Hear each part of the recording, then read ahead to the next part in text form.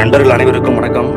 இன்றைக்கு நமக்கு வகுப்பு கொடுக்க வந்துள்ள முகமது இப்ராஹிம் சார் அவர்களை உங்களின் சார்பாக வரவேற்கிறேன். கடந்த வகுப்புல சார் விடுதலை போரில் தமிழகத்தினுடைய பங்கை பத்தி சார் எடுத்திருந்தாரு. அதன் தொடர்ச்சியா சார் அதே வகுப்பு தான் நீ கண்டினியூ பண்ண போறாரு. அதே நேரத்துல இந்த பொது அறிவு பகுதியில சாருடைய பங்கு ரொம்ப முக்கியமானது. அந்த வகையில் நேரத்தின் அருமை கருதி வகுப்புல போலாம் சார். Welcome sir. வெல்கம். அனைவருக்கும் இனிய மாலை வணக்கம். ஏற்கனவே நம்ம ஜிகே இதில் நம்ம கண்டினியூவாக தமிழ்நாட்டினுடைய விடுதலை பங்கு பார்த்துட்டு இருந்தோம். அதில் லாஸ்ட் கிளாஸில் நம்ம தமிழ்நாட்டில் நடந்த அந்த இந்திய தேசிய இயக்கத்தில் தமிழ்நாட்டினுடைய பங்கு பார்த்தோம். இப்போ இந்த தமிழ்நாட்டில் இந்த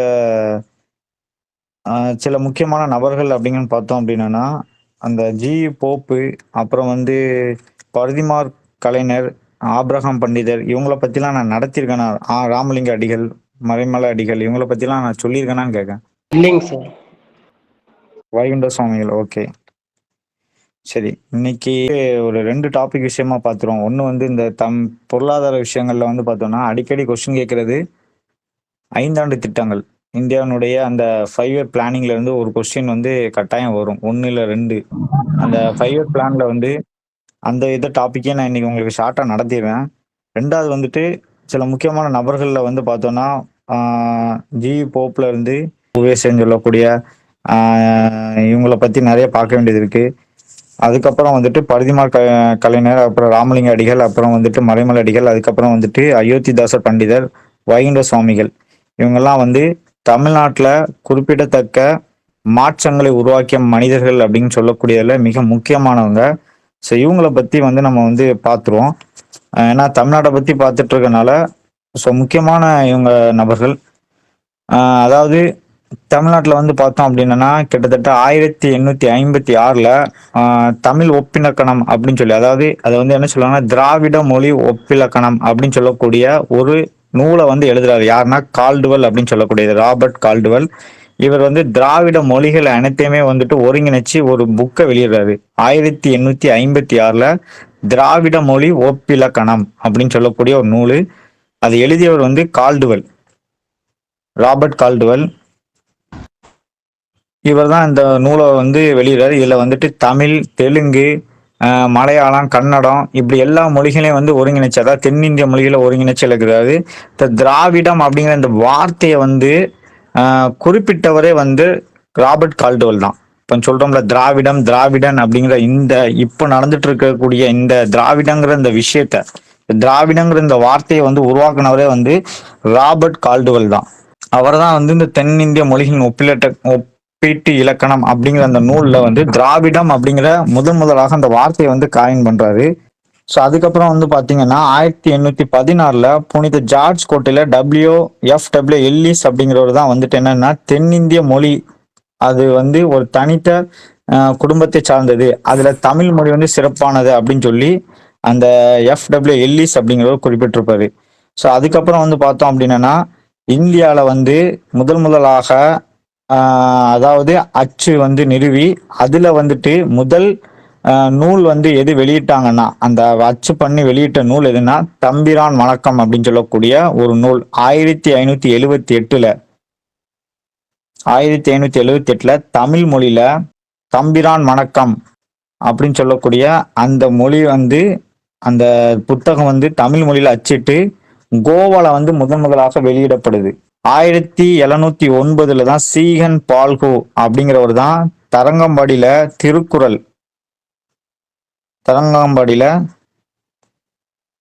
அச்சுக்கூடத்தை நிறுவி அதன் அடிப்படையில திருக்குறள் 1812 வெளியிட்டிருப்பாரு.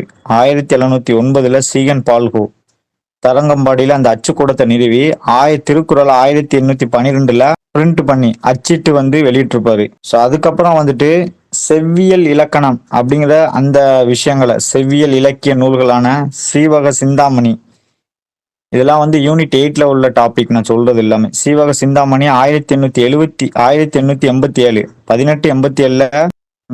அச்சிட்டு வெளியிட்டிருப்பாங்க. அதுக்கப்புறம் 10 பாட்டு 1889 10 பாட்டு. அதுக்கப்புறம் சிலப்பதிகாரம் 1892.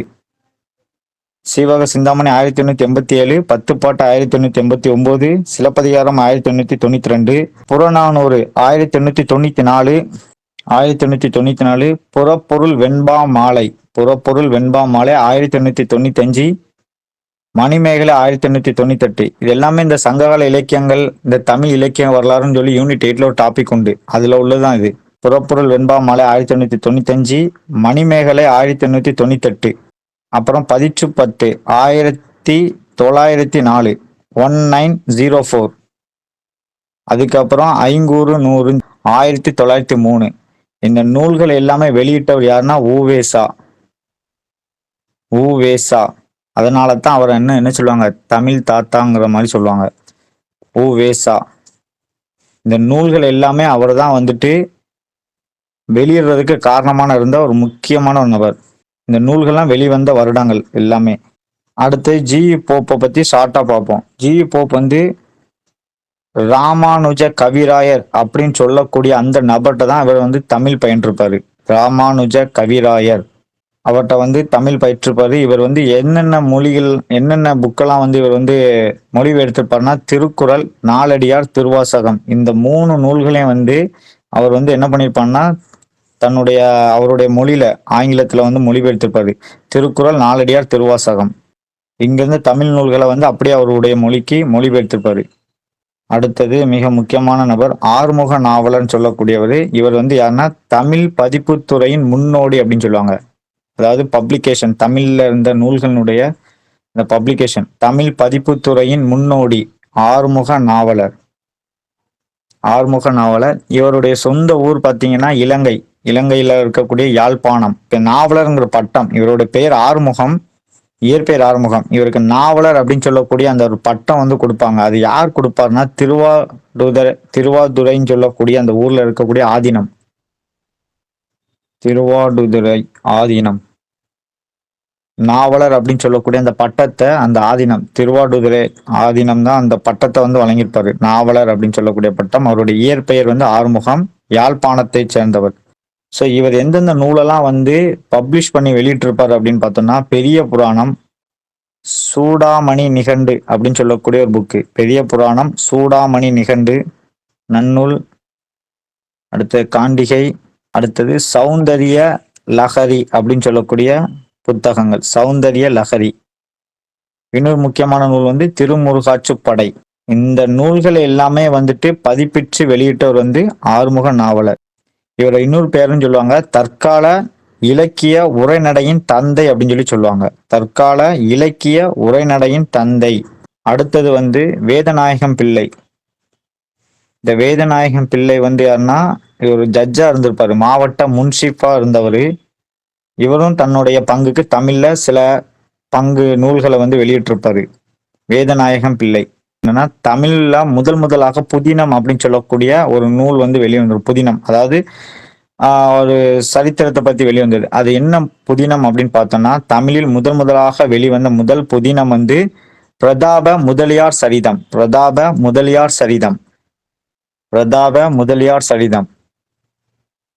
இது குரூப் 4 எக்ஸாம்லலாம் இந்த கொஸ்டின் கேட்டிருக்காங்க.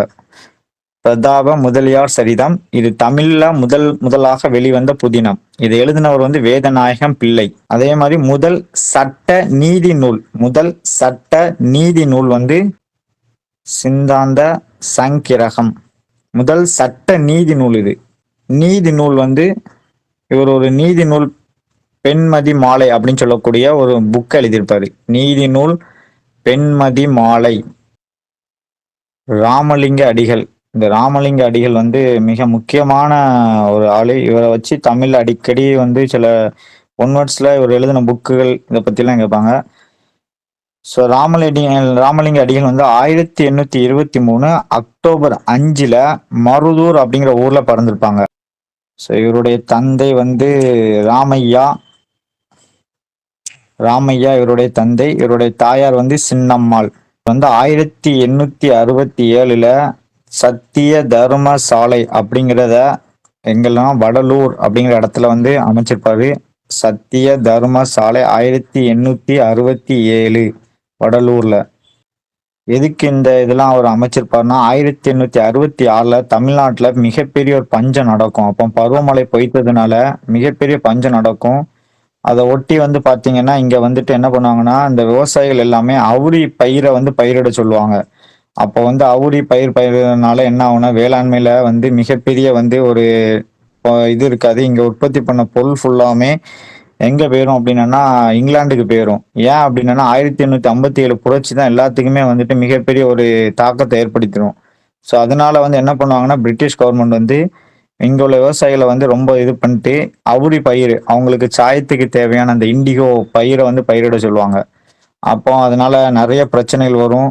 ஸோ அதுக்கப்புறம் வந்துட்டு என்ன ஆகும்னா இங்க பருவமழை பொய்த்துரும். ஸோ மழையே இல்லாம போயிரும். அதனால கிட்டத்தட்ட மிகப்பெரிய பஞ்சம் வந்து நடந்துச்சு. அதுல மெயினா 1866 பஞ்சம் வந்து தமிழ்நாட்டுல மிகப்பெரிய தாக்கத்தை ஏற்படுத்தியது. அதன் அடிப்படையில தான் அந்த பஞ்சத்துல மக்கள் பசியில இறந்துடக்கூடாதுன்னு சொல்லி இவர் சத்திய தர்ம சாலை அப்படின்னு சொல்லக்கூடிய அந்த ஒரு மடம் மாதிரி ஒரு விஷயத்த ஆரம்பிப்பாரு 1867 வடலூர்ல ராமலிங்க அடிகள். ஸோ இவருடைய கொள்கை வந்து பார்த்தோம்னா உயிரினங்களிடம் அன்பு செலுத்துதல். அதைத்தான் வந்து இவர் ஜீவ காருண்யம் அப்படின்னு சொன்னாரு. உயிரினங்களிடம் அன்பு செலுத்துதல் ஜீவ காருண்யம். ஜீவ காருண்யம் இவருடைய கொள்கை வந்து ஜீவ காருண்யம். அடுத்தது இவர் வந்து 2 விஷயத்த ஆரம்பிப்பார். ஒண்ணு வந்து சமரச சுத்த சன்மார்க்க சங்கம். சமரச சுத்த சன்மார்க்க சங்கம். சமரச சுத்த சன்மார்க்க சங்கம் 1865 1865 1865 1865 ஆரம்பிச்சிருப்பாரு சமரச சுத்த சன்மார்க்க சங்கம்.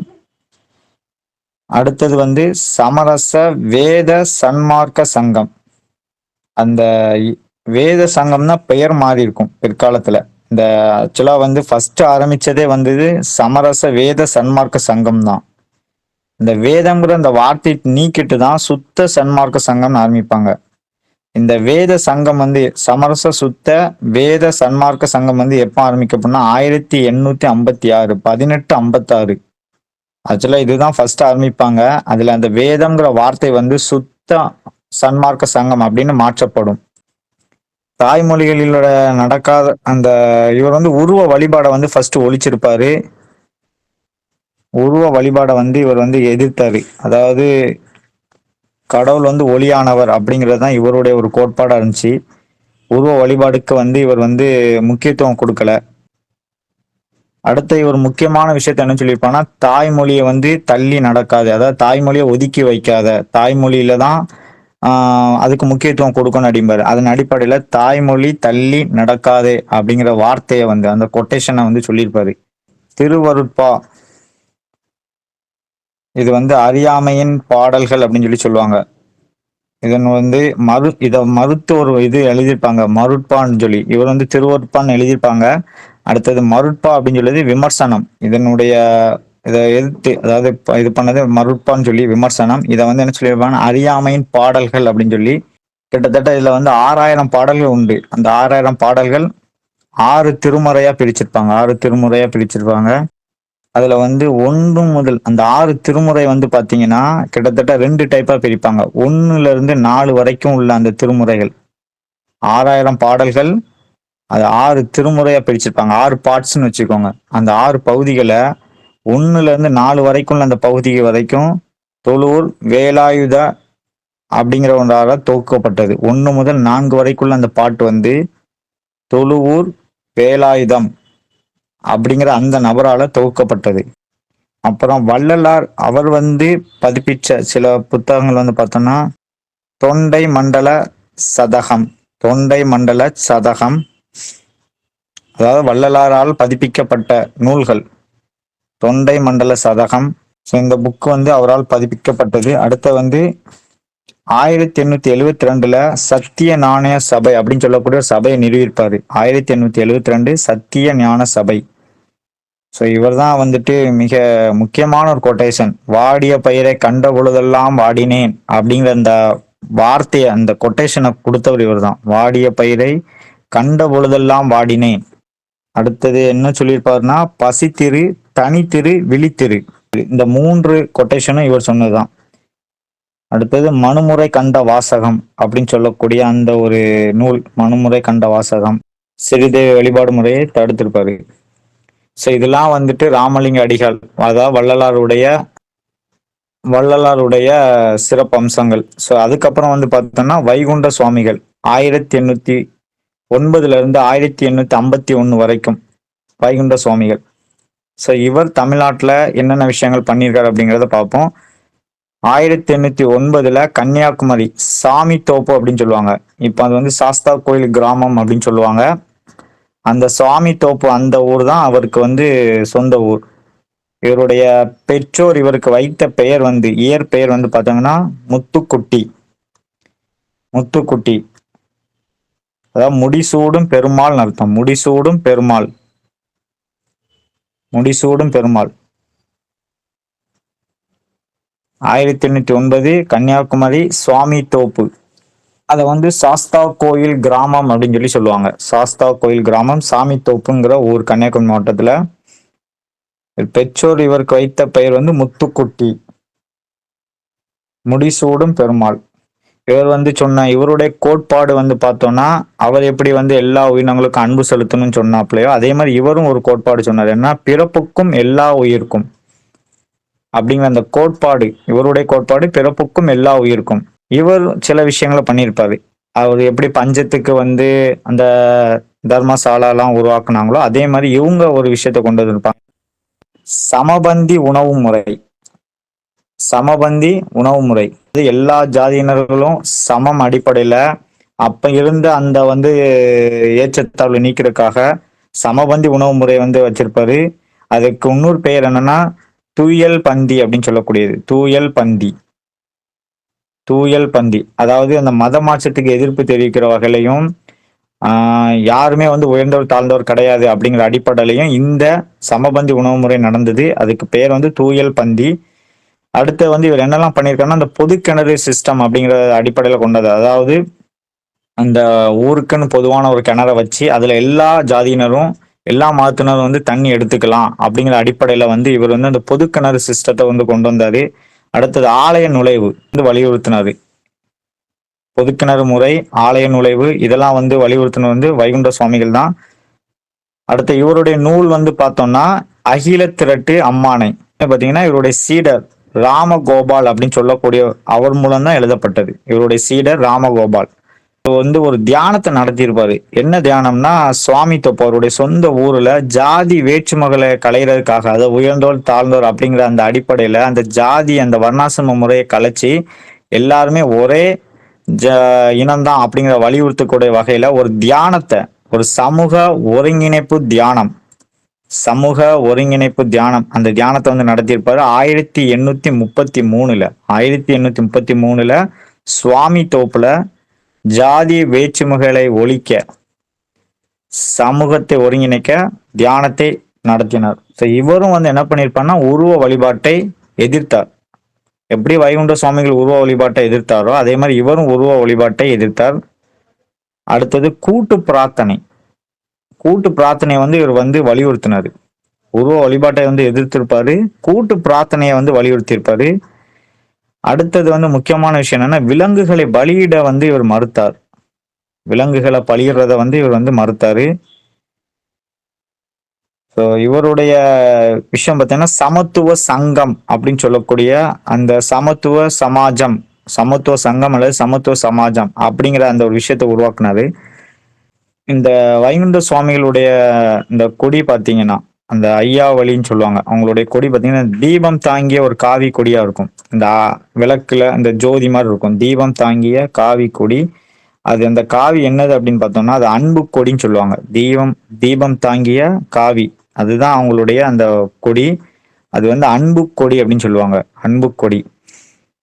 அதுல வந்து பாத்தீங்கன்னா ஒரு தாமரை இருக்கும், அதுல ஒரு தீ கொழுந்து இருக்கும். தாமரையில ஒரு தீ கொழுந்து, ஒரு தீ அதாவது ஒரு ஜோதி, ஒரு தீ கொழுந்து இருக்கும்.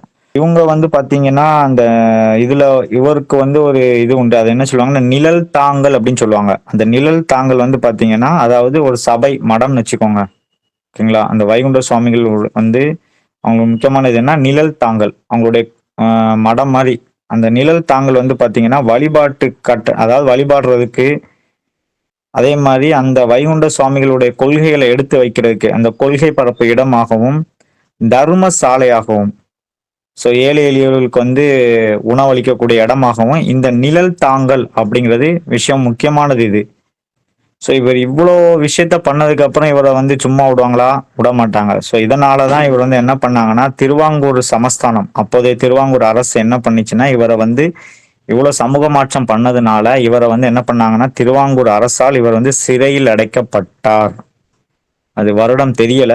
அவங்களுக்கு பார்த்து வேணா சொல்லலாம். சிறையில் அடைக்கப்பட்டார். எந்த ஒரு அரசரால்னா திருவாங்கூர் அரசரால். ஏன்னா அப்ப கன்னியாகுமரி மாவட்டம் திருவாங்கூர் சமஸ்தானத்துக்கு கீழே இருந்தது. அப்ப நிறைய பிரச்சனைகள்லாம் வந்துரும். அந்த மார்புக்கு அந்த வரி கட்டுறது, அப்புறம் வந்து ஆலய நுழைவு போராட்டம், ஏகப்பட்ட விஷயங்கள்லாம் நடந்துட்டு இருந்துச்சு. அதெல்லாம் இவர் எதிர்த்து வந்து குரல் கொடுத்தாரு. அதனால இந்த திருவாங்கூர் சமஸ்தானம் இவரை வந்து என்ன பண்ணாங்க, இவ்வளவு பெரிய சமூக மாற்றத்தை பண்ணனால இவரை வந்து சிறையில் அடைக்கிறதுக்கு வந்து உத்தரவிட்டாங்க. அடுத்தது அயோத்திதாசர். அயோத்திதாசர் பண்டிதர் மிக முக்கியமான ஆளு. 1845 இருந்து 1914 வரைக்கும், 1845 டு 1914 வரைக்கும் இவருடைய காலம். இவருடைய இயற்பெயர் வந்து பார்த்தோம்னா காத்தவராயன். அயோத்திதாசர் பண்டிதருடைய இயற்பெயர் காத்தவராயன். காத்தவராயன். இந்த அயோத்திதாசருக்கு ஒரு குரு உண்டு, அதாவது அவருடைய ஆசிரியர். அவருடைய பேர் வந்து பாத்தீங்கன்னா வல்லக்கலாத்தி அயோத்திதாசர்.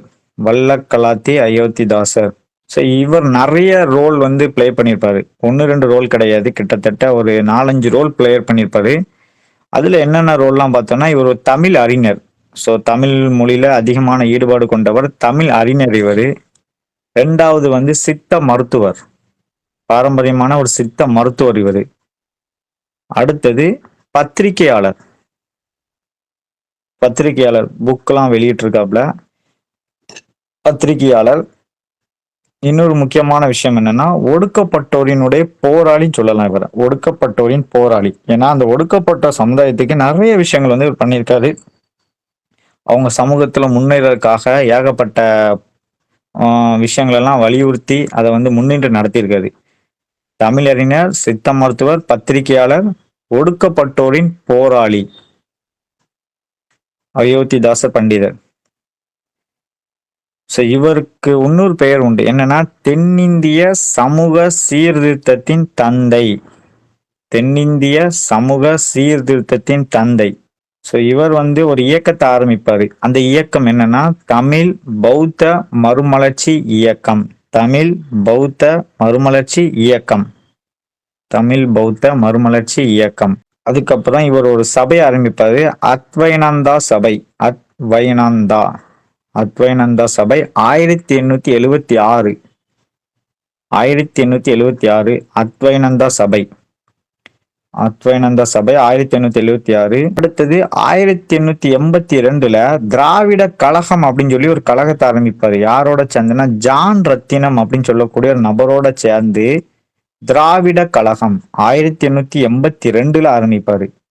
1882 திராவிட கழகம், ஜான் ரத்தினம் என்பவர். ஐயா கழகமா கழகமாயா? கழகம், ஆர்கனைசேஷன். கழகம். திராவிடன் அசோசியேஷன் சொல்லக்கூடியது, திராவிடன் அசோசியேஷன். அதுக்கப்புறம் இவர் வந்து கர்னல் எஸ் ஆல்காட் அப்படின்னு சொல்லக்கூடிய ஒருவர். அவரோட இவர் என்ன பண்ணுவார்னா இலங்கைக்கு வந்து பயணம் பண்ணுவாரு. அந்த இலங்கை, இந்த கர்னல் எஸ் ஆல்காட் யாருன்னா பிரம்மஞான சபைன்னு சொல்லி ஒரு சபை உண்டு. அந்த பிரம்மஞான சபையில மிக முக்கியமான ஆளு தான் கர்னல் எஸ் ஆல்காட்டு. அவரோட இவர் என்ன பண்ணுவார்னா 1898 1898ல இலங்கைக்கு பயணம் பண்ணுவாரு. இலங்கைக்கு பயணம் பண்ணும்போது அங்கதான் இவர் என்ன பண்ணுவார்னா புத்த மதத்தை வந்து தழுவாரு. 1898 பிரம்ம ஞான சபையை சார்ந்த கர்னல் எஸ் ஆல்காட் என்பவரோட இலங்கைக்கு பயணம் பண்ணி, இலங்கைக்கு போய் அங்க பிரம்ம ஞான சபை, அந்த பிரம்ம ஞான சபை அந்த புத்த மதத்தை வந்து அங்க போய் தழுவாரு. அங்க இருக்கக்கூடிய அந்த புத்த மதத்தினுடைய அந்த கொள்கைகள்லாம் இவருக்கு ரொம்ப பிடிக்கும். அதனால அங்க போய் புத்த மதத்தை வந்து இவர் வந்து தழுவாரு. திராவிட கழகம் அத்வானந்த சபை ஆரம்பிச்சாரோ அதே மாதிரி இலங்கையில இருந்து புத்த மதத்தை தழுவின உடனே இந்தியாவுக்கு வந்து ஒரு சபை ஆரம்பிப்பாரு. அந்த சபை தான் சாக்கிய புத்த சபா. சாக்கிய புத்த சபா. ஏன் சாக்கிய புத்த சபா அப்படின்னு சொல்லுவாங்கன்னா, புத்தருக்கு இன்னொரு பெயர் வந்து என்ன தெரியுமா? சாக்கிய முனின்னு சொல்லுவாங்க. புத்தருடைய இன்னொரு பெயர் சாக்கிய முனி. ஸோ இவர் 1885ல ஒரு பத்திரிக்கை, ஒரு புக்கை வெளியிட்டிருப்பாரு. அதான் திராவிட பாண்டியன் அப்படின்னு சொல்லக்கூடிய ஒரு இதழ். 1885 இந்த வருடத்துல தான் காங்கிரஸ் அப்படிங்கிற கட்சியே தோற்றுவிக்கப்படும். ஸோ 1885 திராவிட பாண்டியன் என்னும் இதழை வந்து தொடங்கியிருப்பாரு. திராவிட பாண்டியன் என்னும் தமிழ் இதழை தொடங்கியிருப்பாரு. இந்த திராவிட பாண்டியன் அப்படிங்கிற இந்த தமிழ் இதழ் தான் பிற்காலத்துல 1907 1907 அதாவது 1907 1907 ஒரு பைசா தமிழன் அப்படிங்கிறது மொழி மாற்றம் செய்யப்பட்டு வாராந்திர பத்திரிகையா வெளியிடப்படும். வாராந்திர பத்திரிகையா வெளியிடப்படும். எது? இந்த திராவிட பாண்டியன். ஒரு பைசா தமிழன் என்ற பெயரில் வாராந்திர பத்திரிகையா வந்து அது வந்து வெளியிடப்படும். பின்னால அதுக்கப்புறம் இந்த பத்திரிகை என்ன பெயர்ல மாற்றப்படும்னா தமிழன் என பெயர் மாற்றப்படும். ஸோ ஒரே பத்திரிகை தான், திராவிட பாண்டியன், ஒரு பைசா தமிழன், அதுக்கப்புறம் தமிழன், வெறும் தமிழன் அப்படிங்கிற பெயர்ல மாற்றப்படும். அது எது வரைக்கும் இந்த பத்திரிகை ஓடிச்சுன்னா 1914 வரைக்கும். இறக்குற வரைக்கும் இந்த பத்திரிகை வந்து தொடர்ந்து ஓடிட்டு இருந்துச்சு, 1914 வரைக்கும். அதுக்கப்புறம் இது முக்கியமான ஒரு ஒன்னடு. இது கிட்டத்தட்ட ஒரு 2-3 கொஸ்டின், 2-3 எக்ஸாம்ல இது கேட்டிருக்காங்க. 1891 நீலகிரியில, எங்க நீலகிரி மாவட்டம், அங்க திராவிட மகாஜன சபா அப்படின்னு சபை, அந்த திராவிட மகாஜன சபையினுடைய முதல் மாநாட்டை வந்து நடத்தினாரு. 1891 திராவிட மகாஜன சபையினுடைய முதல் மாநாட்டை நீலகிரியில நடத்தியிருக்காரு. இது வந்து ஒரு குரூப் 1லயும் கேட்டிருக்காங்க, குரூப் 2லயும் கேட்டிருக்காங்க, 2019 20லயும் கேட்டிருக்காங்க இந்த கொஸ்டின். 1891 திராவிட மகாஜன சபையின் முதல் மாநாட்டை நீலகிரியில் நடத்தியிருக்காரு இவர். ஸோ இவர் சில புக்குகளை எழுதியிருக்காரு, நூல்கள். என்னென்ன நூல்கள்லாம் இவர் வந்து எழுதியிருக்காருன்னு பார்ப்போம். இவர் புத்த மதத்தை தழுவுனனால இவர் அதிகமா புத்த நூல்கள் தான் வெளியே வந்திருக்கும். அதுல குறிப்பா வந்து பார்த்தோம்னா புத்த ஆதி வேதம். புத்த ஆதி வேதம் ஒரே புக்கு தான். புத்த ஆதி வேதம், இந்திர தேச சரித்திரம், விவாக விளக்கம், புத்த சரித்திரப்பா, விவாக விளக்கம், புத்த சரித்திரப்பா, புத்த ஆதிவேதம், இந்திர தேச சரித்திரம், விவாக விளக்கம், புத்த சரித்திரப்பா. இந்த 4 நூல்களை வந்து இவர் எழுதி வெளியிட்டிருப்பாரு. இந்த 4 நூல்களை. அடுத்து இவருடைய பதிப்புகள், இவர் என்னென்ன புக்லாம் பதிச்சிருக்காரு, அதாவது இவருடைய பப்ளிகேஷன் பார்த்தோம்னா போகர் 700. ஏன்னா இவர் வந்து சித்த வைத்தியர் பார்த்தீங்களா, அதனால அவருக்கு போகர் மேலையும் ஒரு பற்று உண்டு. போகர் 700, போகர் சித்த, அதாவது அகத்தியருடைய சீடர் போகர், அவங்களுடைய. அதுக்கப்புறம் வந்து அகத்தியர் 200, போகர் 700, அகத்தியர் 200. அடுத்தது பால வாகடம், அடுத்தது சிமிட்டு ரத்தின சுருக்கம். இந்த 4ம் வந்து இவருடைய பதிப்புகள். இவர் சில கொட்டேஷன் சொல்லியிருப்பாரு. எப்படி வந்து அவர் வந்து வாடிய பயிரை கண்ட பொழுதெல்லாம் வாடினேன்னு சொன்னாரோ, அதே மாதிரி இவரும் வந்து சில கொட்டேஷன் சொல்லியிருக்காரு. என்ன கொட்டேஷன்னா, நிலவு வளர்வது போல் அறிவை வளர்க்க நூல்கள் அவசியம் அப்படின்னு இருப்பாரு. நிலவு வளர்வது போல், எப்படி வந்து அமாவாசையில இருந்து அப்படி படிப்படியா பௌர்ணமி வருதோ, அதே மாதிரி அறிவையும் வளர்ப்பதற்கு நூல்கள் அவசியம் அப்படின்னு சொல்லியிருப்பாரு. நிலவு வளர்வது போல் அறிவை வளர்க்க நூல்கள் அவசியம். அடுத்தது வானம் பொய்க்கனா வானம் பெய்யாம இருக்கிறதுக்கு, ஓகேங்களா, மழை பெய்யாம இருக்கிறதுக்கு. அதுக்கு வானம் பொய்க்க காரணம் ஒழுக்கமுள்ள நாணிகள் இல்லாமையே. அதாவது மழையே பெய்யலன்னா அதுக்கு காரணம் வந்து ஒழுக்கமுள்ள, நல்லவங்க இல்லைன்னா மழை பெய்யல அப்படின்னு சொல்லுவோம்ல, அந்த மாதிரிதான். இப்போ வந்து என்ன, ஊர்ல மழை பெய்யுதுன்னா நல்லவங்க அதிகமா இருக்காங்க போல, அந்த அந்த அந்த வழக்கு சொல்லு, அதுக்கு உண்டான முன்னோடி இவர் தான். வானம் பொய்க்க காரணம் ஒழுக்கமுள்ள நாணிகள் இல்லாமையே. இவர் வந்து என்னன்னா இன்னொன்னு சொல்லிப்பாரு, பிராமணியத்தால், அதாவது பிராமணியத்தால் ஒடுக்கப்பட்ட உண்மையான பௌத்தர்கள் அப்படின்னு சொல்லியிருப்பாரு. யாரா ஒடுக்கப்பட்ட அந்த மக்களை வச்சு. அடுத்தது இவர் வந்து விளக்கம், இவருடைய விளக்கம். அடுத்தது பெரியாரின் பகுத்தறிவு சிந்தனையின் முன்னோடி அப்படின்னு சொல்லி இவரை சொல்லுவாங்க. யாருன்னா அயோத்திதாச பண்டிதரை பெரியாரின் பகுத்தறிவு சிந்தனையின் முன்னோடி, பெரியாரின் பகுத்தறிவு சிந்தனையின் முன்னோடி. அயோத்திதாச பண்டிதர் வந்து பெரியாருக்கு முன்னாடியே பகுத்தறிவு சிந்தனை வந்து விதைச்சிருக்காரு. அதனாலதான் இவரை பெரியாரின் பகுத்தறிவு சிந்தனையின் முன்னோடி அப்படின்னு சொல்லுவாங்க. இவரை கௌரவிக்கும் விதமாக, இவ்வளவு விஷயம் பண்ண இவரை கௌரவிக்கும் விதமாக 2005ல சென்னை தாம்பரத்துல மத்திய அரசால், அப்போதைய மத்திய அரசால் சித்தா ஆராய்ச்சி நிறுவனம் இவர் பெயரால் நிறுவப்பட்டது. அடுத்த இரட்டைமலை சீனிவாசன் 1859 காஞ்சிபுரம். ஸோ இவருடைய சொந்த ஊர் வந்து காஞ்சிபுரம். 1859 பிறந்தாரு. இவரை வந்து என்ன சொல்லுவாங்கன்னா தாத்தா அப்படின்னு சொல்லி பரவலாக பேசப்படக்கூடியவர். தமிழ் தாத்தா கிடையாது, வெறும் தாத்தா. ஓகேங்களா? தமிழ் தாத்தானா அது ஊவேசா. இவரை வெறும் தாத்தான்னு சொல்லுவாங்க. தாத்தா என பரவலாக அறியப்பட்டவர் 1859 காஞ்சிபுரம். ஓகேங்களா? இரட்டைமலை சீனிவாசன். இவரை வந்து என்ன சொல்லுவாங்கன்னா தலித் இயக்க முன்னோடி. தலித் இயக்க முன்னோடி. 1891 பறையர் மகாஜன சபா அப்படின்னு சொல்லக்கூடிய ஒரு சபாவை ஆரம்பிப்பாரு. 1891. அடுத்தது 1892 பறையன் பத்திரிகை அப்படின்னு சொல்லக்கூடிய பத்திரிகையை வந்து ஆரம்பிப்பாரு. 1892. 91 மகாஜன சபா, பறையர் மகாஜன சபா. 92 அந்த சபாவினுடைய பெயர்ல பத்திரிகை வெளியிட்டிருப்பாரு, பறையன் பத்திரிகை அப்படின்னு சொல்லக்கூடியது. 1917 1917 நீதி கட்சி மாநாட்டுல அவர் கலந்து கொண்டிருப்பாரு. நீதி கட்சி மாநாட்டுல 1917 ஃபர்ஸ்ட் சொன்னீங்களாங்க சார், அது சொல்லுங்க சார். 1891 பறையன் மகாஜன சபா. சார். 92 சார், அப்படி சொல்லுங்க சார். 92 வந்து பறையன் பத்திரிகை, அந்த மகாஜன சபா பெயர்லயே பத்திரிகை வெளியே வந்திருக்கும். அடுத்தது 17 வந்து நீதி கட்சி மாநாடு. 1917 நீதி கட்சி மாநாடு, அந்த மாநாட்டுல அவர் கலந்து கொண்டிருப்பாரு.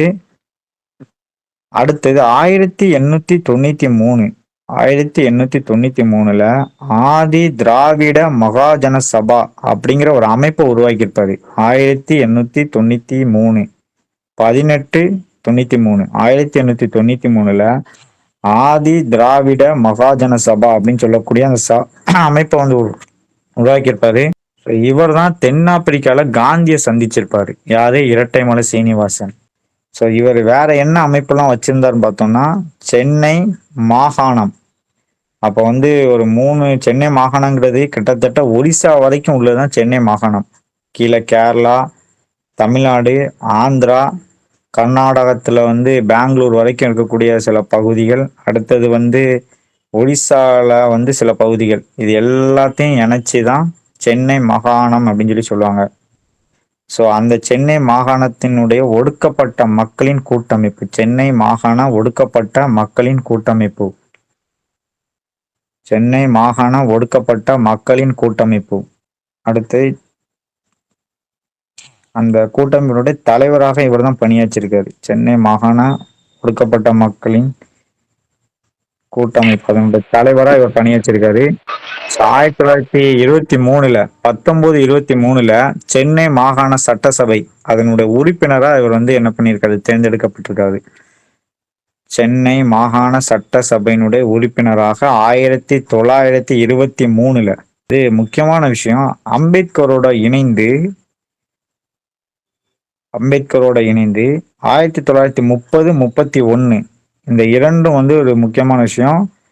வட்டமேஜை மாநாடு, முதல் 2 வட்டமேஜை மாநாடு, ஃபர்ஸ்ட் வந்து 1930 31, இந்த முதல் 2 வட்டமேஜை மாநாட்டுல கலந்து கொண்டவர் வந்து இவர் தான், அம்பேத்கரோட இணைந்து.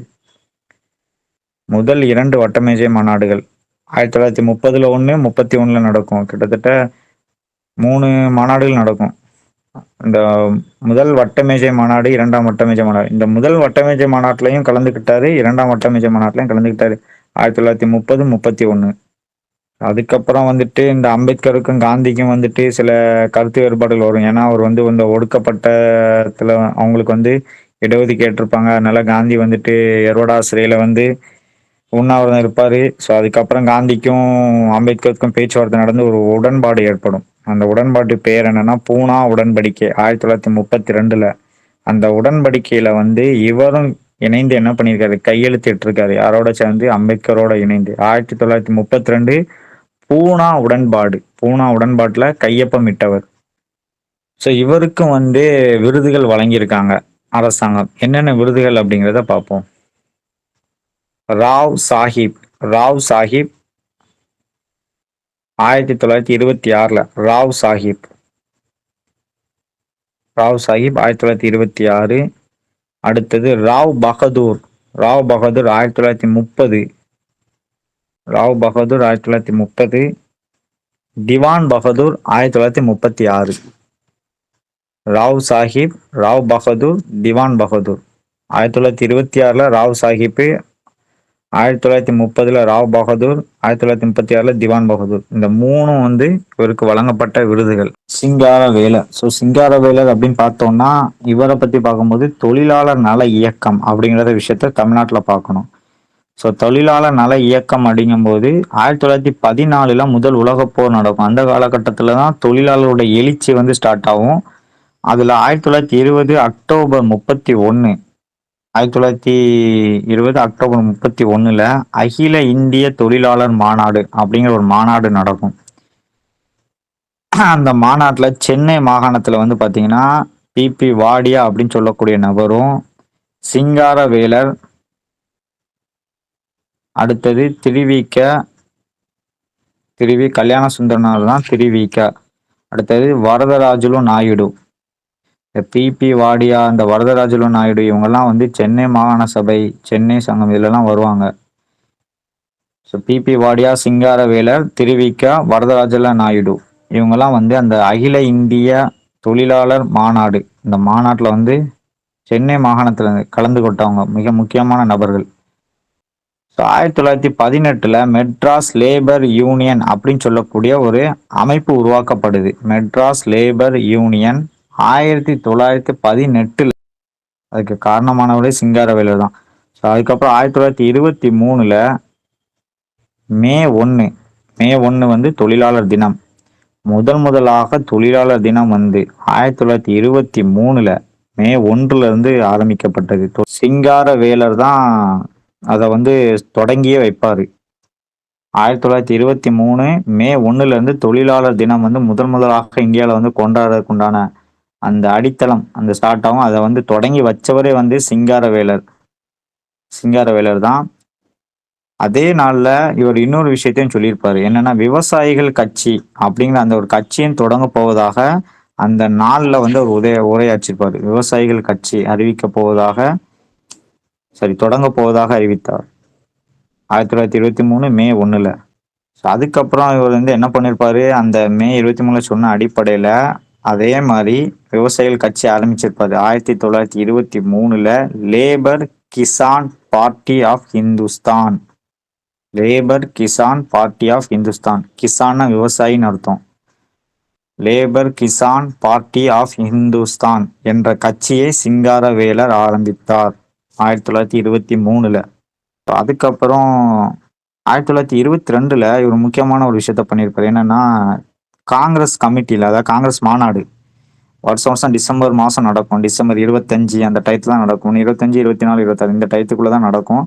இந்த காங்கிரஸ் மாநாட்டில் தமிழக பிரதிநிதியா கலந்து கொண்டார். எப்போ? 1922. 1922 காங்கிரஸ் மாநாட்டில் தமிழக பிரதிநிதியா கலந்து கொண்டிருப்பாரு. ஸோ இவரும் சில பத்திரிகைகளை வெளியிட்டிருப்பாரு. யாரு? சிங்காரவேலர். என்னென்ன பத்திரிகைன்னு பார்த்தோம்னா labour Kisan gazette. Labour Kisan gazette, இந்த லேபர் கிசான் பார்ட்டி அது மூலயமா தான் இந்த பத்திரிகை வெளியே வந்திருக்கும். Labour Kisan gazette. அடுத்தது ஒர்க்கர். இந்த 2 பத்திரிகைகளை நடத்தியிருப்பார். News paper. இந்த 2 நியூஸ் பேப்பரும் வெளியே வந்திருக்கும். அடுத்தது இவர் வந்து சில பத்திரிகைகள்ல வந்து தன்னுடைய தொழிலாளர்களை பத்தி கட்டுரைகள்லாம் வெளியிட்டிருப்பாரு. அது என்னென்ன பத்திரிகைன்னு பார்ப்போம். Worker WORKER worker. இப்போ இவர் வந்து பார்த்தோம்னா சில தொழிலாளர் பத்தி கட்டுரைகள்லாம் வெளியிட்டிருப்பாரு. என்னென்ன கட்டுரைன்னா, அதாவது பத்திரிகைகள்ல எந்தெந்த பத்திரிகைகள் எல்லாம் வெளியிட்டாருன்னா, சுதேசமித்திரன். இப்போ சுதேசமித்திரன்ல தான் பாரதியார் வந்து ஆசிரியரா ஒர்க் பண்ணியிருப்பாப்ல. அந்த சுதேசமித்திரன் பத்திரிகையில இவரும் தொழிலாளர் பத்தி எழுதியிருப்பாரு. சுதேசமித்திரன், குடியரசு, குடியரசு பெரியாருடைய பத்திரிகையில குடியரசு, அப்புறம் ஹிந்து, ஹிந்து, நவசக்தி, சுதேசமித்திரன், குடியரசு, ஹிந்து, நவசக்தி, இந்த பத்திரிகைகள் எல்லாமே வந்து கட்டுரை வெளியிட்டவர் வந்து இவர்தான். அடுத்தது இவர் வந்து பிரிட்டிஷ் கவர்மெண்ட் வந்து கைது பண்ணிடும். என்னன்னா கான்பூர் சதி வழக்குன்னு சொல்லி ஒரு வழக்கு நடக்கும். கான்பூர் கான்ஸ்பிரசி 1924 1924 கான்பூர் கான்ஸ்பிரசி, அதாவது கான்பூர் சதி வழக்கு, அந்த வழக்குல இவருக்கும் தொடர்பு இருக்கு அப்படின்னு சொல்லி இவரை கைது பண்ணி ஆங்கில அரசு வந்து உள்ள அடைச்சிருவாங்க. சிங்காரவேலர் வந்து கைது செய்யப்படுவார். 1924 கான்பூர் சதி வழக்குல கைது செய்யப்படுவார். அடுத்தது 1925 சிபிஐ அப்படின்னு சொல்லக்கூடிய அந்த கம்யூனிஸ்ட் பார்ட்டி ஆஃப் இந்தியா, அந்த கட்சி வந்து உருவாக்கப்படும். யாரால உருவாக்கப்படும்னா எம்என் ராய். இந்த எம்என் ராய் எங்க வந்து ரோல் பண்ணியிருப்பாருன்னா, இந்தியன் கான்ஸ்டியூஷன்ல இவருடைய ரோல் இருக்கும். 1925 சிபிஐ கட்சியை வந்து எம்என் ராய் வந்து உருவாக்கியிருப்பாரு. அதனுடைய முதன்மை தலைவராக, அதனுடைய ஃபர்ஸ்ட் தலைவராக வந்து சிங்காரவேலர் வந்து இருப்பாரு. அதாவது தமிழ்நாட்டை பொறுத்த வரைக்கும் சிங்காரவேலர் வந்து அதனுடைய தலைவராக இருந்திருப்பாரு.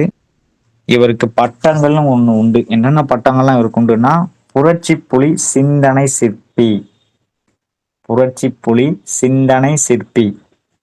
ஸோ அடுத்து வந்து வரதராஜலு நாயுடு. இந்த வரதராஜலு நாயுடு வந்து மிக முக்கியமான ஒரு ஆளு தான். ஏன்னா இவர் வந்து இந்த சென்னை மாகாண சபை அதெல்லாம் வந்து உருவாக்க ஒரு காரணமா இருந்த ஆள்ல இவரையும் ஒருத்தர் வருவாரு.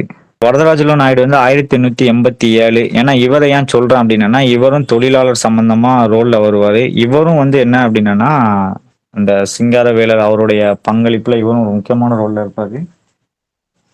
ஸோ 1887 to 1959 இவருடைய ஊர் வந்து சேலம்.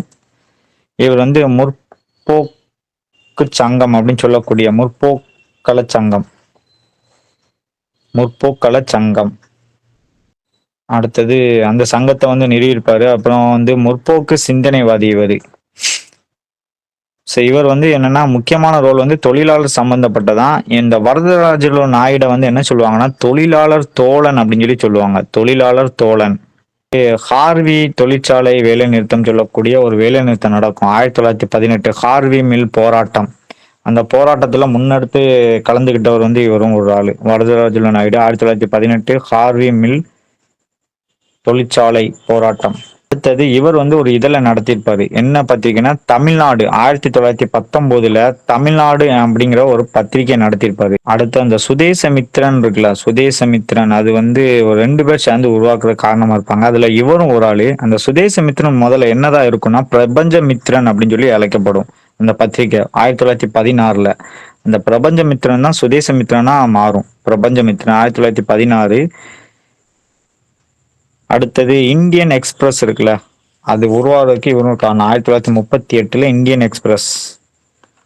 ஏன் அந்த பத்திரிகைகள்லாம் சொல்றேன்னா, ஏதாச்சும் ஒரு புக்கு, ஏதாச்சும் ஒரு நியூஸ் பேப்பர், இல்லை யாராச்சும் ஒரு புக்கு எழுதுனதை பத்தி கண்டிப்பா ஒரு கொஸ்டின்ஸ் வந்து வரும். இல்லை இந்த பத்திரிகைகள், இந்த புத்தகங்கள் எல்லாமே வந்து என்னன்னா, இந்தியாவுடைய விடுதலை இயக்கத்துல மிக முக்கிய பங்கு ஆச்சுனது எல்லாமே. எதுக்கு அப்படின்னா, அந்த பத்திரிகை உருவாவதற்கும் சென்னையினுடைய ஹைகோர்ட்டுக்கும் ஒரு தொடர்பு உண்டு. என்னடா ஹைகோர்ட்டுக்கும் பத்திரிகைக்கும் ஒரு தொடர்பு இருக்குன்னு சொல்லி புதுசா ஒரு ரோல் வருதுன்னு நினைக்காதீங்க. அப்ப சென்னையில வந்து ஒரு அதாவது தமிழர் வந்து முதலாக நீதிபதியா நியமிக்கப்படுவாப்ல. அந்த நீதிபதி நியமிக்கப்பட்டதை வந்து என்ன பண்ணுவாங்கன்னா, அப்போதைய ஆங்கில பத்திரிகைகள் எல்லாமே ரொம்ப காரசாரமா வந்துட்டு எழுதி தள்ளியிருப்பாங்க. இப்பெல்லாம் வந்துட்டு நியமிச்சது வந்துட்டு வரலாற்றுக்கு முரணான செயல், இது வந்து அடிமைத்தனத்துக்கு வந்து அப்படி இப்படின்னு சொல்லி எழுதியிருப்பாங்க. ஸோ ஒரு தமிழர், அதாவது ஒரு இந்தியர் வந்து உயர்நீதிமன்றத்துல நீதிபதியா வந்தது வந்து பொறுத்து கொள்ளாத ஆங்கில பத்திரிகைகள் இவ்வளோ எழுதுனதை அது வந்து விடுதலை தலைவர்களுக்கு வந்து மிகப்பெரிய தாக்கத்தை ஏற்படுத்தியிருக்கும். ஸோ இவங்களுக்காக என்ன பண்ணணும்னா நம்மளை வந்து நம்மளுடைய படித்தவர்களுக்கும் நம்மளை சம்மந்தப்பட்ட ஒரு விஷயத்தை வெளியே கொண்டு வரணும்னா கண்டிப்பாக ஒரு பத்திரிகை வேணும் அப்படின்னு சொல்லி அதன் அடிப்படையில் முதலாக ஆரம்பிக்கப்பட்டது தான் ஹிந்து. சுப்பிரமணியம் சொல்லியிருப்பாரு. அந்த சுப்பிரமணியம் ஐயர் எல்லாம் சேர்ந்து தான் ஹிந்து அப்படிங்கிற அந்த பத்திரிகையை வந்து உருவாக்குவாங்க. ஹிந்து நியூஸ் பேப்பர்கள் தான் ஃபர்ஸ்ட் வரும். அதுக்கப்புறம் வந்துட்டு இந்தியன் எக்ஸ்பிரஸ்ஸு இதெல்லாம் வரும். ஸோ இந்த இது காரணமே வந்துட்டு அந்த ஜட்ஜ் அப்பாயின்மெண்ட் பண்ணதான். அந்த அப்பாயின்மெண்ட் பண்ணதான் இந்திய அளவில் மிகப்பெரிய ஒரு தாக்கத்தை ஏற்படுத்தி அதுக்கப்புறம் தமிழ்நாட்டில இருந்து என்ன பண்ணுவாங்கன்னா பத்திரிகைகள் வந்து உருவாக்குவாங்க. ஒவ்வொருத்தராக வந்துட்டு அவங்களுடைய முதலீடுகளை வச்சு கொஞ்சம் கொஞ்சமாக பேப்பரு அப்புறம் வார இதழ் பத்திரிகைகள் நடத்தும்னு சொல்லி கொண்டு வருவாங்க. அதில் வந்த ஃபர்ஸ்ட் பத்திரிகை தான் ஹிந்து. இதை பற்றி நாளைக்குள்ள கிளாஸில் கண்டிப்பாக நான் உங்களுக்கு அதை பற்றி எடுக்கிறேன். ஏன்னா அதுவும் வந்துட்டு தமிழ்நாடுனுடைய சுதந்திர போராட்டங்களில் அந்த இதுவும் வந்து ஒரு பேக்ட் இருக்கு. ஸோ அதில் வந்து நம்மளுடைய ஹைகோர்ட்டும் இந்த ஒரு விஷயத்துக்கு காரணமாக இருந்திருக்கு. ஸோ ஒரு ஜட்ஜ் அப்பாயின்மெண்ட் தான் இந்தியாவில் பத்திரிகை வர்றதுக்கே மிகப்பெரிய காரணமாக அமைஞ்சிருக்கு. So 1938 Indian express. ஓகேங்களா. அதுக்கப்புறம் பார்க்கக்கூடிய மிக முக்கியமான டாபிக் வந்து நீதி கட்சி. இந்த நீதி கட்சி வந்து இன்ட்ரோடக்ஷன் கொடுத்துட்றேன். இந்த நீதி கட்சி ஆரம்பிக்கும் போது நான் இப்போ சொன்னேன்ல இதனோட கண்டினியூஷனாக அதையும் சேர்த்து ஆரம்பிச்சிடறேன். இது வரைக்கும் உள்ளதில் ஏதாச்சும் டவுட்ஸ் இருந்துச்சா கேளுங்க. ஏன்னா கிளாஸ் வந்து கிட்டத்தட்ட 1 மணி நேரம் நடத்திட்டேன். எதுவும் டவுட் இருந்தால் கேளுங்க. என்னுடைய கண்டினியூஷனை நான் நாளைக்கு கிளாஸ் எனக்கு அலோவ் பண்ணாங்கன்னா நான் கண்டிப்பாக எடுக்கிறேன். இது வரைக்கும் ஜிகேல ஏதாச்சும் உங்களுக்கு ஏதாவது டவுட்ஸு இல்லை ஏதாவது உங்களுக்கு வேணும்னா கேளுங்க, நான் உங்களுக்கு சொல்கிறேன்.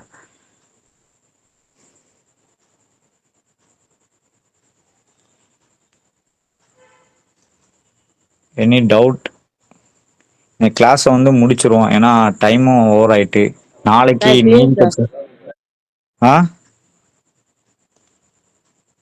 ஹலோ இல்லை சொல்லுங்க. யாரோ ஒன்று டவுட் ஏதோ ஒன்று கேட்டீங்க. கட்டாயம் நீதி கட்சியில இருந்து ஒரு கொஸ்டின்ஸ் வந்து வரும். நீதி கட்சி வரும். அடுத்தது இன்னொரு முக்கியமான விஷயம் என்னன்னா உங்களுக்கு எக்கனாமிக்ல வந்து கொஸ்டின்ஸ் வந்து கேட்பாங்க. எக்கனாமிக் வந்து கொஞ்சம் கஷ்டமா இருக்கு அப்படின்னு நினைச்சீங்கன்னா +1 புக்ல இந்திய பொருளாதாரம்னு ஒன்று உண்டு. நிறைய வளவலன்னு படிக்காதீங்க. இந்திய பொருளாதாரம், தமிழ்நாடு பொருளாதாரம் இருக்கும். அந்த 2 டாபிக் தான் படிச்சுக்கோங்க. ஐ மீன் 8வது லெசன் 8, 7, 9 அந்த 3 லெசன்ல ஏதாவது 2 லெசன் இருக்கும்னு நினைக்கிறேன். இந்திய பொருளாதாரம், தமிழ்நாடு பொருளாதாரம். அந்த இந்திய பொருளாதாரத்துல வந்து 5 ஆண்டுகள் திட்டம்னு ஒன்று இருக்கும். நாளைக்கு அதை நான் வந்து உங்களுக்கு ஃபுல்லா நடத்திடுறேன். 5 ஆண்டு திட்டங்கள், ஜிஎஸ்டி, இது சம்பந்தமா ஒரு கொஸ்டின் கட்டாயம் வரும். ஏன்னா பொருளாதாரம் அப்படின்னாலே இந்த 3 டாபிக்ல இருந்து ஒரு கொஸ்டின்ஸ் கட்டாயம் வரும். அந்த 3 லெசன்ஸ் தான். +1 புக்கு எக்கனாமிக்ஸ் புக் வச்சிருந்தீங்கன்னா அந்த அட்லீஸ்ட் அந்த 3 வாசிச்சு விட்டுட்டு போங்க. எக்கனாமிக்ல ஒரு 5 கொஸ்டின் கேட்காங்க அப்படின்னா அதுல ஒரு 3 கொஸ்டின் நீங்க அந்த இதுல இருந்து வந்துடும். அந்த 3 லெசன் தான் அடிக்கடி 1-2 கொஸ்டின்ஸ் இல்லை, கிட்டத்தட்ட ஒரு 4 கொஸ்டினாவது அதுக்குள்ளதான் கேட்பாங்க. இந்திய பொருளாதாரமும் தமிழ்நாடு பொருளாதாரமும் அடுத்த ஊரக வளர்ச்சி பொருளாதாரம் இருக்குன்னு நினைக்கிறேன். ஐ மீன் 7, 8, 9 அந்த லெசனாக தான் இருக்கும் +1 புக்கில். ஓகேங்களா. அதை மட்டும் பார்த்துக்கோங்க. +2 புக்கு உங்களுக்கு வேண்டாம். அது ரொம்ப ரொம்ப வாஸ்ட் சப்ஜெக்ட். ஏன்னா குரூப் 1 படித்தா அதெல்லாம் வேணும். இது ரொம்ப ஸ்லைட்டடாக பார்த்துட்டு போகிறதுக்கு சொல்கிறேன். ஏன்னா எக்கனாமிக்ல வந்து ஒரு 10 கொஸ்டின் கிட்ட கேட்குறதுல 5, 7 கொஸ்டின் கேட்குற வாய்ப்பு இருக்குது. அதிகபட்சம் ஒரு 5 இல்லை 7 அவ்வளோதான் கேட்பாங்க. இந்த லெசனை மட்டும் நோட் பண்ணுங்க சார். +1 புக்ல என்ன லெசன்ட்டு? +1 புக்ல வந்து லெசன் வந்து என்னன்னா இந்திய பொருளாதாரம் இருக்கும். இந்திய பொருளாதாரம், அடுத்து தமிழ்நாட்டினுடைய பொருளாதாரம், அடுத்து ஊரக வளர்ச்சி பொருளாதாரம். அது சும்மா ஓரளவுக்கு வாசிங்க. உங்களுக்கு டைம் கிடைக்கிறது எல்லாம் படிச்சு உங்களுக்கு போர் அடிக்குது அப்படின்னா அட்லீஸ்ட் அந்த போர் அடிக்கிற டயத்துல இந்த இதை எடுத்து சும்மா வாசித்து பாருங்க. ஒரு ஜிகேங்கிறத விட ஒரு நாலேஜுக்கும் அதை வந்து பார்த்துக்கலாம். நம்மளுடைய பொருளாதாரம் எதை பேஸ் பண்ணி இருக்கு, என்னென்னலாம் நடந்துட்டு இருக்கு அப்படிங்கிறத நம்மளுக்கும் ஒரு எக்கனாமிக்ல பத்தி ஓரளவுக்கு நம்மளுக்கு ஒரு லைட்டா நாலேஜ் கிடைக்கிறதுக்கு அந்த இது வந்து யூஸ்ஃபுல்லா இருக்கும். இந்திய பொருளாதாரம், தமிழ்நாட்டு பொருளாதாரம், ஊரக வளர்ச்சி பொருளாதாரம் இருக்கும். ஓகேங்களா. இந்த 3 டாபிக் இந்த அதாவது 8th, 9th, 10th நினைக்கிறேன். இந்த 3 லெசன் இருக்கும். +1 புக்கு சொல்றேன். +2 புக் எடுத்துறாங்க, +1 புக். ஓகேங்களா. அதுல இந்த 3 டாபிக்ல இருந்து தான் உங்களுக்கு வந்து எக்கனாமிக்ல வந்து கொஸ்டின்ஸ் வந்து வரதா இருந்தா அந்த 3 இதுல இருந்து வரும். ஓகேங்களா. ஏன்னா உங்களுக்கு அவ்வளோ நிறையலாம் கொஸ்டின்ஸ் வந்து வதவதன்னு கேட்க மாட்டாங்க. ஏன்னா ஏற்கனவே லா இருக்கிறனால ரொம்ப ஸ்லைட்டடாக கேட்பாங்க. ஆனால் என்னதான் இருந்தாலும் ஜிகே தான் வந்து டிசைடிங் அத்தாரிட்டியாக அமைய போகுது இந்த இதில் சொல்கிறேன். அதனால இந்த கொஸ்டின்ஸே நம்ம வந்து விட்டுறக்கூடாது. அதுக்கு தான் சொல்றேன். ஒரு ஒரு மார்க்கும் நம்மளை வந்து மெயின்ஸுக்கு கூட்டு போகக்கூடிய ஒரு வழி தான். அதனால எனக்கு எக்கனாமிக் அவ்வளோ நிறைய படிச்சு நான் எழுதுனேன்னா நீங்க ரொம்ப வாஸ்டா உட்காந்துலாம் படிக்க வேண்டாம். இந்த மூணையா படிச்சுட்டு போவோம். இதுல வந்து ஒரு ஒரு 4, 5 ஒன்னோட ஒரு 3, 2 ஒன்னோட உங்களுக்கு வந்து ஓரளவுக்கு அடிச்சலாம். மீதி 2 ஒன்னோட நீங்க யோசிச்சு கூட போட்டுடலாம். அந்த 2 ஒன்னோடய நான் சொல்லிடுறேன். எப்படி ஒன்னா கரண்ட் அஃபேர்ல இருந்து ஒன்று கேட்பேன். எக்கனாமிக்ஸ் சம்மந்தப்பட்ட கரண்ட் அஃபேர்ல ஏதாவது ஒன்று கொண்டு வந்திருப்பாங்க. அதுல இருந்து ஒன்று வந்துடும். ஓகேங்களா? ஸோ ஆக மொத்தம் ஒரு 3, 4 கொஸ்டின்ஸ் வந்து உங்களுக்கு இதுலேயே வந்து ஈஸியாக அடிச்சிடலாம். ஸோ அட்லீஸ்ட் உங்களுக்கு ஃப்ரீ டயத்தில் அதை படிங்க. கரண்ட் அஃபேர் வந்து நாளைக்கு நான் இன்னைக்கு எடுத்து வச்சிருந்தேன். நாளையிலேருந்து வேணால் கரண்ட் அஃபேரும் இந்த இதையும் முடிச்சு அப்படியே சைமல்டேனியஸாக டைம் இருந்தால் கொண்டு போயிடுறேன். ஓகேங்களா? இந்த 5 ஆண்டு திட்டங்கள் எல்லாமே அதிலே கொடுத்துருப்பான். அதை நல்லா பார்த்து வச்சுக்கோங்க. அடிக்கடி கேட்கக்கூடிய 5 ஆண்டு திட்டம் என்னன்னா, 5வது 5 ஆண்டு திட்டம்னு உண்டு. அதுக்கப்புறம் இந்த ஆண்டு இடைவெளி ஒரு திட்டத்தை வந்து பிரேக் பண்ணியிருப்பாங்க. ஸோ இப்போ 5 ஆண்டு திட்டமே கிடையாது. இது எதுக்கு படிக்கணும் அப்படின்னா, நம்மளோட இந்திய பொருளாதாரம் டெவலப்மெண்ட் எல்லாமே 5 ஆண்டு திட்டத்தின் அடிப்படையில் தான் வந்துச்சு. அதுக்கப்புறம் தான் வந்து நிதி ஆயோக்குன்னு சொல்லி கொண்டு வந்து 2015 ஜனவரில வந்து அதை வந்து இம்ப்ளிமெண்ட் பண்ணாங்க. சஸ்டைனபிள் டெவலப்மெண்ட் அப்படின்னு சொல்லி. அதனால உங்களுக்கு வந்து அந்த 5 ஆண்டு திட்டங்களை வந்து இப்போ இல்லைனாலுமே கட்டாயம் அதுல இருந்து கொஸ்டின்ஸ் வந்து அடிக்கடி வரும். எக்கனாமிக்னாலே அந்த 5 ஆண்டு திட்டங்கள் தான். ஜிஎஸ்டி சம்பந்தப்பட்ட கொஸ்டின்ஸும் வரும், நிதி ஆயோக் சம்பந்தப்பட்ட கொஸ்டின்ஸும் வரும். ஓகேங்களா? இந்த 3 லெசன்லயும் அது வந்துடும். அந்த 5 ஆண்டு திட்டங்கள்ல 5, 6, 7லாம் ரொம்ப அடிக்கடி கேட்பான். அதுக்கப்புறம் 10, 11, 12லாம் அடிக்கடி கேட்கான். 5க்கு வந்து என்ன கேட்பான்னா, வறுமை ஒழிப்பு திட்டம் கொண்டு வந்திருப்பாங்க. கேரிபி ஹட்டோ அப்படின்னு சொல்லக்கூடியது. அந்த கேரிபி ஹட்டோ அப்படின்னா வறுமை ஒழித்தல். இந்திரா காந்தி காலத்துல கொண்டு வந்தது. அதை வச்சுதான் அடிக்கடி கொஸ்டின்ஸ் கேட்பான். கேரிபி ஹட்டோனா எந்த 5 ஆண்டு திட்டத்தின் கீழே கொண்டு வந்தது அப்படின்ட்டு. அது 5வது 5 ஆண்டு திட்டம் நினைக்கிறேன். அதுல போட்டிருப்பாங்க. ஓகேங்களா? ஸோ அதுக்கப்புறம் சீன போர், பாகிஸ்தான் போர்லாம் வந்து ஆண்டு திட்டங்களா மாறும். இது எல்லாமே வந்து அந்த 5 ஆண்டு திட்டங்கள் நாளைக்கு டைம் இருந்தா அதை நான் நடத்துறேன். வேற கரண்ட் அஃபேர்ஸ் இருந்தால் நான் உங்களுக்கு சொல்லிடுறேன். ஏன்னா கரண்ட் அஃபேர்ல வந்து ஒரு 5, 6 கொஸ்டின்ஸ் வர்றதுக்கு வாய்ப்புகள் இருக்கு. ஓகேங்களா? ஸோ வேற ஏதாவது டவுட் இருந்தால் கேளுங்க. கிளாஸ் இதோட முடிச்சிரும். நாளைக்கு இதனுடைய கண்டினியூஷனை பார்ப்போம். நன்றி சார். ஓகே. தேங்க்யூ. வகுப்பு சிறப்பாக இருந்தது. ரொம்ப நன்றிங்க. Thank you sir. Thank you. Okay sir. நன்றி sir. Thank you sir. Thank you. Thank you sir. Thank you sir.